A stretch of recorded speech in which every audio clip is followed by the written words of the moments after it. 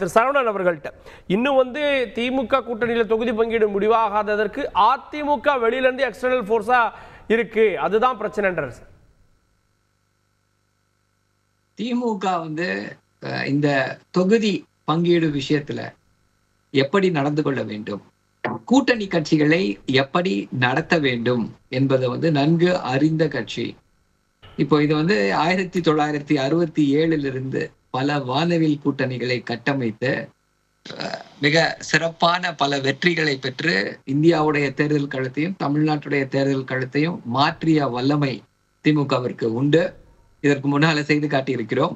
இப்பொழுதும் அப்படித்தான். இதெல்லாம் உங்க தந்தி தொலைக்காட்சியிலேயே ஆல்மோஸ்ட் ஒரு 5 எலெக்ஷனுக்கு இந்த மாதிரி இதே டாபிக்ல பேசிட்டேன்னு நினைக்கிறேன் கார்கே. 2016 எலெக்ஷனு, 2019 எலெக்ஷனு, 2021 எலெக்ஷனு, இப்ப திருப்பி 2024 எலெக்ஷன்ல இதே கேள்வியை வந்து கேக்குறீங்க. இதை வந்து கூட்டணி நடக்குமா, இது இப்படி ஆயிடுமா அப்படி ஆயிடுமான்னு எல்லா தடவையும் இதே கூட்டணி இருக்காங்க சார். இப்போ திருமாவும் இருக்காரு, மற்றவங்க எல்லாம் கேட்டா நாங்க திமுக கூட்டணியில் இருக்கோம், அவங்க அதிமுக கூட்டணிலாம் போலாம், அதெல்லாம் எங்க ஆப்ஷன் இல்லைன்றாங்க. ஆனா திரு பொங்கலூர் மணிகண்டன் சொல்ற ஒண்ணு, திமுக சின்னத்தில் போட்டியிட்டவர்கள் இன்று வந்து இப்ப மதிமுக வந்து நாங்க பம்பரத்துல போட்டியிடணும் வெளிப்படையா சொல்றாங்க, நாங்க பானை சின்னத்துல போட்டியிடணும் விசிக சொல்றாங்க. இந்த அழுத்தம் வந்து அதிமுக வெளியில இருக்கிறதாலன்றதை மறுத்துருவீங்களா சார்? எல்லா எலெக்ஷன்லயும் அதுதான் உங்களுக்கு வந்து வரலாறை கொஞ்சம் இது பண்ணி காமிச்சு. அதிமுகவுக்கு இந்த 2024 தேர்தல்ல வந்து சார் ஒரு ஸ்பென்ட் ஃபோர்ஸ்.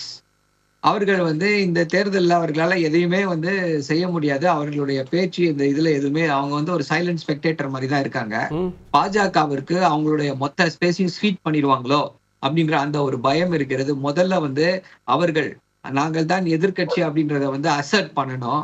பாஜகவிடமிருந்து அந்த பாஜக வந்து அவங்கதான் வந்து தமிழ்நாட்டுல வந்து திமுகவுக்கு எதிரி என்ற ஒரு மாய பிம்பத்தை உருவாக்க முயற்சி செய்து கொண்டிருக்கிறார்கள்.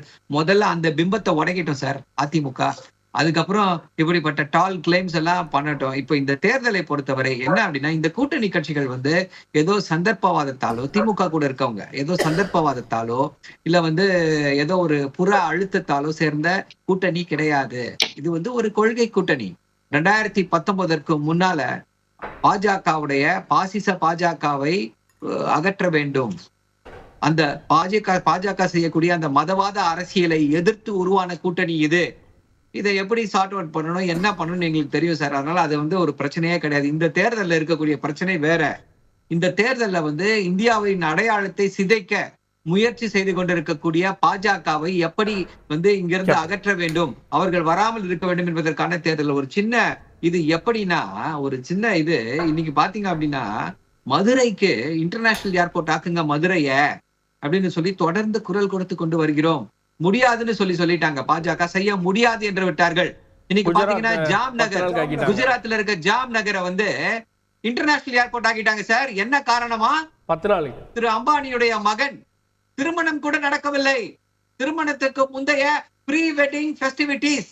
இதற்காக நம்முடைய இந்திய விமானப்படையுடைய ஓடுதளங்கள் அங்க இருக்கு, அதற்காக ஓபன் பண்ணி விட்டுட்டாங்க. அத இதுதான் பாஜக செய்து வந்திருக்கக்கூடிய அரசியல். பாஜக எப்படி குரோனி கேபிட்டலிசம் அப்படின்றதுக்கு ஒரு கிளாசிக் எக்ஸாம்பிள் பாஜக இப்போ செய்து காட்டி இருக்கிறது. இதைத்தான் எதிர்த்து கொண்டிருக்கிறோம். இதை எதிர்க்க இது வந்து இந்த பொறுப்பு, இந்த தார்மீக பொறுப்பை உணர்ந்துதான் இப்படிப்பட்ட பாஜகவை எதிர்க்க வேண்டும், அவர்களை அகற்ற வேண்டும் ஆட்சி கட்டிலிருந்து என்ற அந்த தார்மீக அடிப்படையில் சேர்ந்த கூட்டணி. எல்லாத்தையும் நாங்க தீர்த்துக் கொள்வோம். ஓகே நான் கேட்கிறேன் திரு மணிகண்டன் அவர் சொன்ன மாதிரி ஆரம்பத்துல இருந்து ஒன்னா இருக்காங்க, அவங்ககிட்ட ஒரு மொமெண்டம் இருக்கு. இந்த தேர்தல் மோடி வேணுமா வேணாமா, இதுல அதிமுக எந்த நிலைப்பாடுமே இல்லையே. இல்ல, ஆரம்பத்திலிருந்து ஒன்றாக இருப்பாங்கன்னு அந்த மாதிரி இல்ல. 2019 நடந்த அந்த தேர்தல் கூட்டணி அந்த பேச்சுவார்த்தையும் இன்றைய வித்தியாசமா இருக்கு. இப்போ கடந்த தேர்தலில் மிக எளிதாக திமுக கூட்டணியை அமைத்துக் கொண்டதுல எல்லா ஊடகங்கள் எழுதுது, பேசினாங்க. அன்றைக்கு என்ன, அதிமுக பாஜகவோட ஒன்றாக இருந்தாங்க. வெளியே வந்து யாரும் சேருவதற்கான ஒரு வழிமுறை இல்லை. இன்றைக்கு அப்படி இல்லை. இன்றைக்கு மதிமுக நிபந்தனைகளை கடுமையா விதிக்குதுங்க.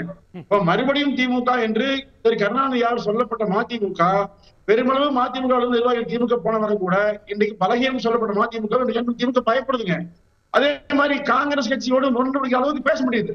இப்ப விசிக 3 தொகுதி வேண்டும், பொது தொகுதி வேண்டும் என்று சொல்ல முடியல. இது வெளியில இருக்க அதிமுகவால கேக்குறாங்க. இல்ல சார், அதிமுக சஞ்சலமே இல்ல, அச்சமே இல்ல, பயமே இல்ல. துணிவா முடிவு எடுக்கிறாங்க, துணிவா செய்ய போறாங்க. ஆனா திமுக அப்படி இல்ல. அவர்களை சேர்த்துத்தான் தீர வேண்டும். சேர்க்காமல் ஒரு காலம் திமுக வென்றதே இல்லைங்க. அதிமுக தனித்து 2 தேர்தல் சட்டமன்றம், நாடாளுமன்றம் 2 வெற்றி பெற்றிருக்கிறது. எனவே அச்சப்படுகிற திமுக தான். திரு புகழேந்தி அவர்கள்ட்ட அதிமுகவும் பாமகவோட பேச்சுவார்த்தை நடத்திருக்காங்க, தேமுதிகவோட அபிஷியலா பேச்சுவார்த்தை நடத்திட்டு இருக்காங்க. இந்த 2 கட்சிகள் தான் பாஜகவோட போகும்னு பார்க்கப்பட்டது. இங்க அதிமுக பக்கமும் பேசிட்டு இருக்காங்கன்றப்ப அதிமுக ஒரு மெகா கூட்டணி கட்டமைக்கு தானே பார்க்கணும். Good evening to Thanthi TV. ஒரு பெரிய விஷயத்தை நீங்கள் பார்க்கணும். ஒரு காமெடியெலாம் இருக்குது, நிறையா சொல்கிறேன். அவர் அண்ணன் பேசும்போது ராத்திரியில் தேடுறாங்க, பகலில் தேடுறாங்கன்னாங்க.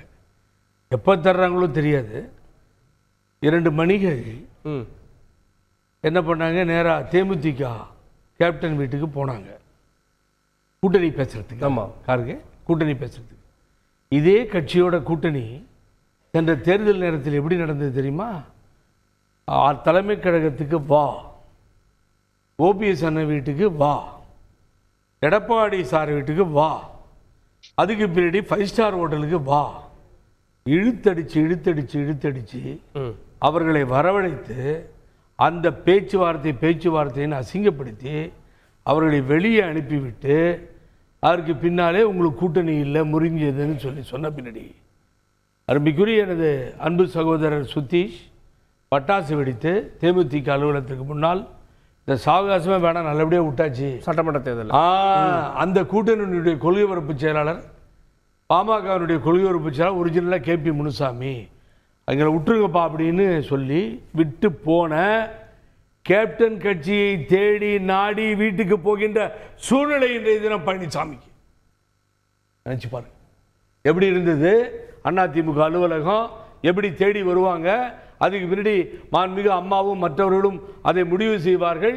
ஒவ்வொரு காலகட்டத்திலும் போய் ஓபிஎஸ் என்கின்ற ஒருங்கிணைப்பாளர் அண்ணன் அவர்கள் கூட்டணியை முடிவு செய்வார், அம்மா உத்தரவுக்குனங்க. இப்படி இருந்த காட்சிகள் எல்லாம் மாறி 2 பேரும் போய், நான் தப்பா சொல்ல, ஒன்றும் தப்பு இல்லை, பிரேமலதா விஜயகாந்த் என்கின்ற ஒரு அந்த கட்சியினுடைய தலைவரை தேடி போனது வேற விஷயம், அது அரசியல். நீங்கள் கூட்டணிக்காக போறீங்க, அவர்களை போய் பார்த்தீர்கள். ஆனால் காலம் பதில் சொல்லிவிட்டது.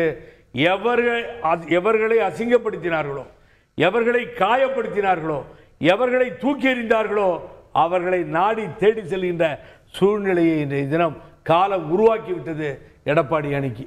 அதுதான் போயிட்டு இருக்கு. காருங்க என்ன அவங்களும் பேசுறாங்கல்ல, அவங்க பேசாம இல்லையே, நாங்க கதவை அடைச்சிட்டோம், அதிமுகவுக்கு வழி இல்லை, வாய்ப்பு இல்லை சொல்லலையே. You are correct. தட் நான் ஒன்றும் அதை டினே பண்ணல. அது அவங்களுடைய பால் கோர்ட்டுக்கு வந்த பின்னாடி அவங்க தான் முடிவு பண்ணோம், வச்சுக்கிறதா வேணாமான்னு. போகவே மாட்டேன், அந்த கட்சியே வேணான்னு தூக்கி எறிஞ்சிட்டு இப்போ நீங்கள் போகும்பொழுது சுற்றி சொன்னதையும் அங்கே இருக்க தேமுதிக தொண்டர்கள் சொன்னதையும் கவனிக்க மாட்டாங்க. சட்டமன்றத்தில் விஜயகாந்துக்கும் ஜெயலலிதாவுக்கும் ஏற்பட்ட சண்டைக்கு பிறகு ஒன்னா சேர்ந்தாங்க எடப்பாடி வந்ததுக்கு அப்புறம். சார் நான் இல்லை, அதெல்லாம் வேற சார். இல்லை இல்லை இல்லை, அது எப்படி வேறையாகும்? பட்டாசு வெடிச்சுட்டு இனிமே கொடுத்துட்டு எங்களுக்கு வேணான்னு சொன்ன கட்சி அப்புறமா சேர்றதா? தேமுதிக இனிமே வாழ்வே இல்லைன்னு ஜெயலலிதா சொன்னாங்க. நம்மால் அவர்களுக்கு ஏற்பட்ட உயர்வெல்லாம் முடிந்து விட்டதுன்னாங்க. ஆமா, அதுக்கப்புறம் கூட்டணி வந்து எடப்பாடி அமைச்சார்ல, ஓபிஎஸ் தான் இருந்தார். சார் நான் அதை தான் சொல்லிட்டு இருக்கேன். நான் தப்பாவே சொல்ல, ஓபிஎஸ் வீட்டுக்கு வாங்க, இபிஎஸ் வீட்டுக்கு வாங்கன்ற வார்த்தையை நான் பயன்படுத்தினேன். ஆனா நீங்க அரசியல்ல அவங்கள பத்தி நான் பேசல சார், தேமுதிக பத்தி நான் பேசல. காசுடா, காசு பெரிய காசு, புதைச்சிட்டா அருணா கயிறு அவுத்துட்டு தாண்டா புதைப்பான் அப்படின்னு சொன்ன மனுஷன் தானே கேப்டன். அந்த மரியாதை மக்கள் மத்தியில் இருக்குல்ல. ஆனா நீங்க என்ன பண்ணீங்க? துரத்துறீங்களா வெளியில போன்னு? ஒரு கட்சியை அவமானப்படுத்தினீர்களே. இப்ப அந்த நிலைமைக்கு தள்ளப்பட்டிருக்கு கூட்டணி. மணிகள் தேடிக்கொண்டு போயிருக்கிறார்கள். ரொம்ப மீன் பண்ணி பேசிட்டு இருக்காங்க. மணிகள் 2 மணிகள் தேடிக்கொண்டு போயிருக்கிறார்கள். வேறு வழி யாரும் வரமாட்டேன்றாங்க. அதிமுக ஆபீஸ் வெறிச்சோடி கிடக்குது, ஒரு ஆள் கூட கிடையாது. இந்த சூழ்நிலை ஓபிஎஸ் இல்லைன்றதால வந்த சூழ்நிலை சார் இது. கேட்போம் நான் திரு குமார்